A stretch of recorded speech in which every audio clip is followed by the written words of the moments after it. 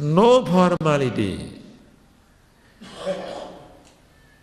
ખુલ્લા દિલની વાતો કરીએ, ખુલ્લા દિલની. અને એટલે ગ્રુપ પાડવા પાછળનો હેતુ, ઘણા હેતુમાંનો એક હેતુ આ છે કે ગ્રુપ નક્કી એટલે કર્યું, પણ ગ્રુપ એટલા માટે કે થોડા અંદર અંદર એક લીડરના હાથ નીચે ઉછરીને ખુલ્લા દિલની વાતો કરતાં શીખી જાય. એની સાધના બહુ સહેલી. જ્યારે ગ્રુપમાં આપણે વાતો કરતા થઈ જઈશું એટલે બધે જ વાતો કરતા થઈ જઈશું. બે ભગવતી સાથે સરળ વર્તીશું તો બધે જ આપણે સરળ વર્તવાના છે. તો હજુ આ શબ્દ તમને ફરી સમજાવવાનો છું. જ્યારે આત્મીયતાના એક સામાન્ય ક્ષુદ્ર ક્ષિતિજને ઓળંગીને એક સાધકોની સાધનાની ક્ષુદ્ર ક્ષિતિજ છે.